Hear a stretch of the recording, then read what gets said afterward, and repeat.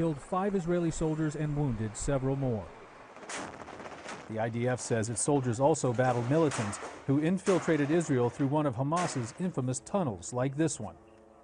Israel's prime minister warned the war would not be over while that threat remained. We will not stop without eliminating all terror tunnels, he says. The only goal of the tunnels is to kill our families and children, and this was made clear again today. The Israeli government has made their choice. They will continue to chase down Hamas terrorists wherever they may hide, and they will seek to kill these murderers in order to protect the Jewish state and their citizens. It is a directive that is widely supported by Jews and other people around the world, but it is not shared by everyone. And there are those calling for Israel to back off and seek another way to bring peace to their country and the Middle East. An opposing view, as we welcome into MidPoint, from the group Neturei Karta International, Jews United Against Zionism, Rabbi Yisroel Weiss joins us. Rabbi, thanks so much for being here today. Thank you. Rabbi, let me bring to your attention what is on Newsmax.com this morning, a report, and I quote, "Despite Israeli casualties and world criticism, a near consensus in Israel supports the government's conduct of the Gaza war, views Hamas as the aggressor, and considers outsiders moralizing as hypocritical, ignorant, or both." What would be your immediate reaction to that statement? It's very hurtful.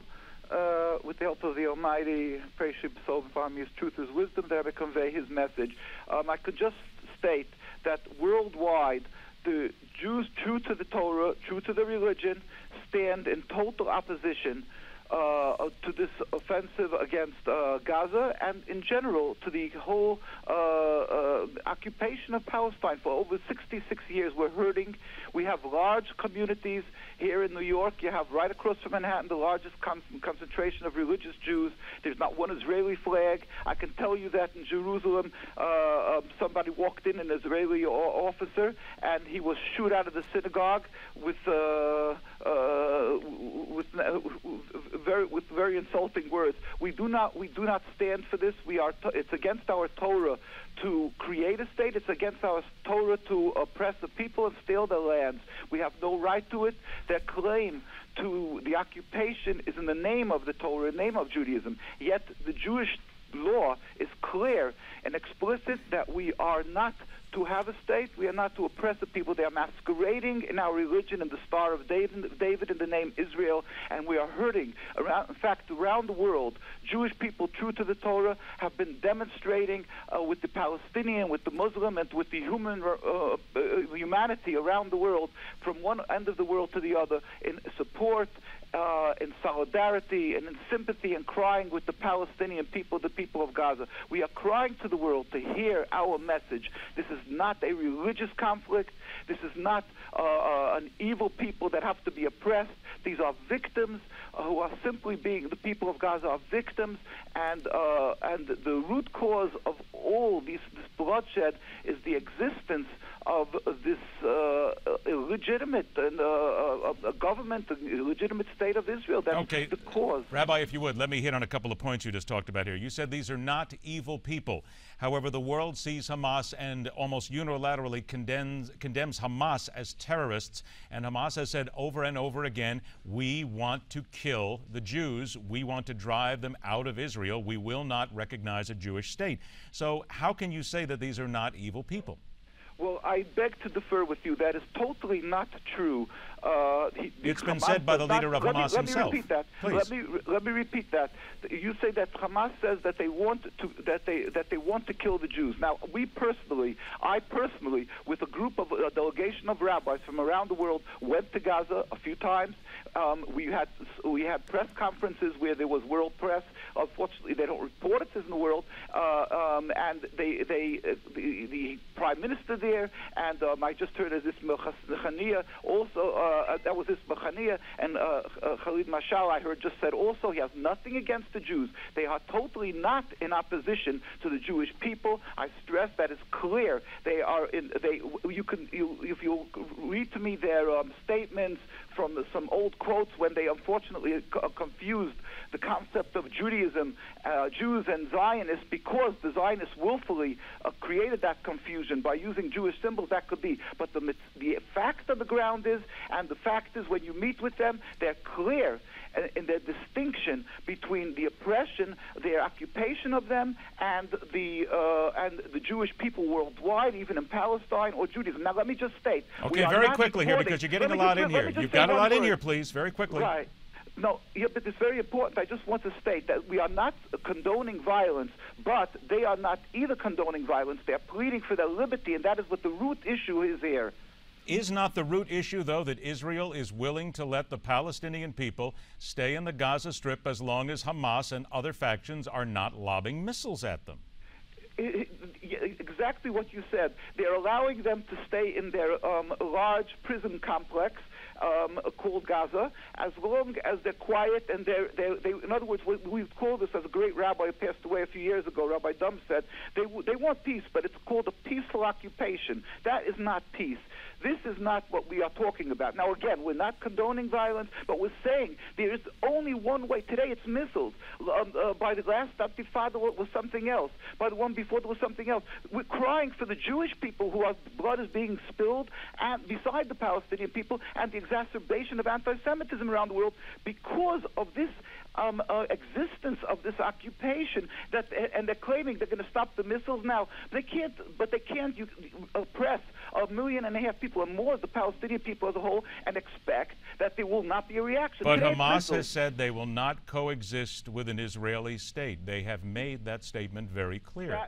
They were very clear in stating when they were elected, and that they said that they will not recognize the rightfulness of the existence of the state, but they were clear that they said they were ready not to to commit, to do any to shed blood, but that was not acceptable to Israel, because they want them to say, yes, we are accepting, as if the Nazis would have won the war and taken over France, then the French underground would be told you can't do anything about it. Not only that, but you should not do anything, but you should also state that Nazis are the proper rulers. That is what they're expecting of them. Not only do they want them to accept, to stand silently, but they should accept the proper and the legitimate existence of the state. We don't accept Rabbi, that. I have to bring in something here, because let's go back then to August of 2012. The Deputy Speaker of the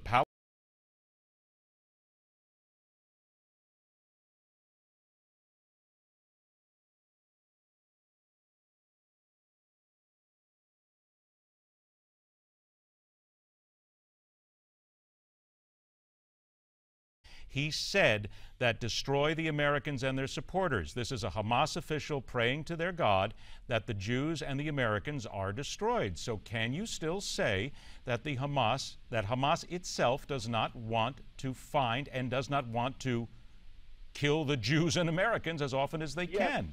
I will state it again. History is what we are looking at. But we're talking about what they've said recently, correct? Well, you've only got a couple of minutes here, and I'm just trying to point out that what you are saying does not jive with what we have heard in recent years. It does too jive, because it's both history, when there was never any human rights groups or police to protect us. We flourished as a Jewish group amongst these same people, and you can't expect people who are being oppressed and they're seeing their dead bodies. You hear sermons here, sermons there. The actuality is they lived with us. They insist that they want to live with us.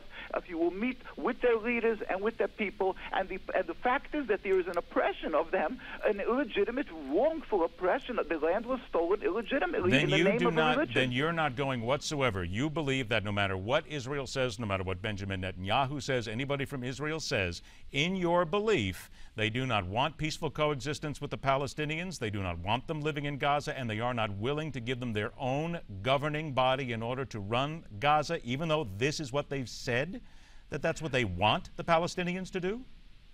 Well, first of all, we do not trust one word of this immoral. Why is that? We have about 60 seconds. Because they have ridiculed and stood in opposition to the words of their holy leaders, the rabbis, who are the face of religion, and clearly state to them that it's forbidden occupation, and besides all the other laws that they flaunt, when it comes to the desecration of the Sabbath, digging up graves for archaeological ideological purpose and so on. These are not to be trusted. And the fact is, what they want of Gaza in and of itself is wrong, is totally wrong, because Gaza is just a little enclave amongst the land that belongs to a free society of human beings created by God. It is all Then you wrong. believe that Israel wrong. will do everything they can. You're not convinced. You think Israel wants to drive them out, occupy the land, run Gaza Strip, and basically be in control, subjugate and or kill Palestinians. Is that what you're saying?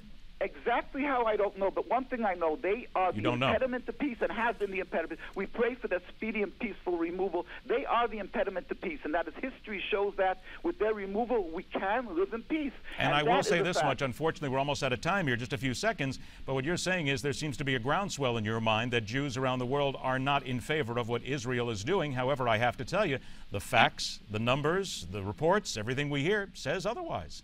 Well, you go look with your own two eyes and step out of the box, and you'll see in Jerusalem, in London, in the United States, wherever invariably there's a very religious community. They are not Zionists. It's simply contradictory to our religion. Judaism is subservience to God. Zionism is a transformation to a base national goal started 150 years ago by non-religious Jews, and they've simply fused onto the incorporated religion for convenience sake and to ensnare the world to get their backing and to claim others are outside. Okay, we're going to have to let it go there. Rabbi, you make some points. We appreciate your time very much. We will be in touch. We will do this again.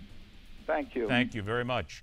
Later on this hour, politicians needing to make very hard choices when it comes to medical marijuana. Next up, doctors caught between a rock and a very legal place in seeking the best for their young patients. It's coming up next right here on MidPoint.